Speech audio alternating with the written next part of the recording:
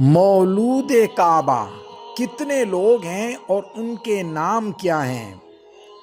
اہل سنت والجماعت اور اہل تشیع کے نزدیک مولود کعبہ صرف ایک شخص ہے۔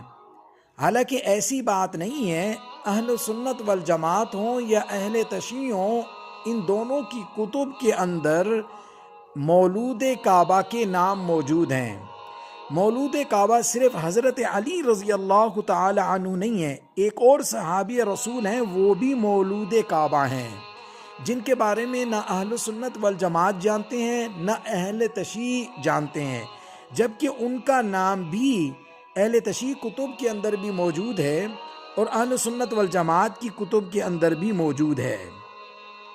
میں اب حدیث نمبر بیان کرنے لگا ہوں۔ صحیح مسلم کے اندر ہے 3859 یعنی 3859۔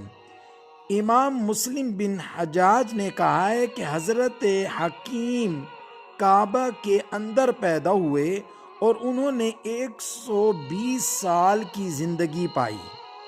اور اسی طرح ایک اور روایت ہے مستدرک حاکم کے اندر، اور یہ حدیث نمبر ہے 6044 یعنی 6044۔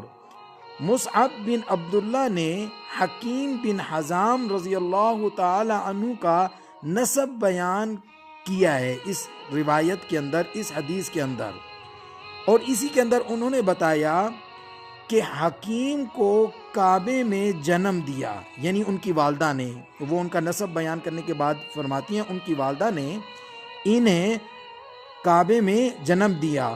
یہ حاملہ تھی، یعنی ان کی والدہ حاملہ تھی، اور یہ کعبے میں گئی اور وہیں ان کو درد ذیل شروع ہوا اور حکیم کی پیدائش وہیں ہوئی۔ اب آپ ان دو حدیثوں سے کیا معلوم ہوا، دو روایتوں سے کیا معلوم ہوا کہ کعبہ کے اندر دو شخص پیدا ہوئے ہیں۔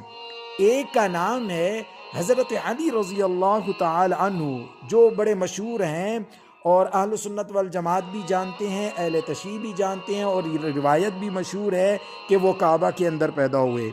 اور دوسرے جن کے بارے میں کوئی بھی نہیں جانتا، جبکہ اہل سنت اور اہل تشیع دونوں کی کتب کے اندر موجود ہیں، وہ دوسرے شخص کا نام ہے حکیم بن حزام۔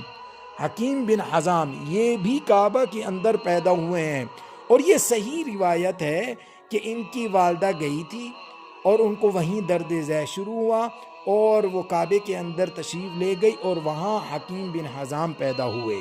تو یہ دو لوگ مولود کعبہ ہیں۔ اللہ رب العزت ہم سب کو دین کی صحیح سمجھ عطا فرمائے۔ وآخر دعوانا ان الحمد للہ رب العالمین۔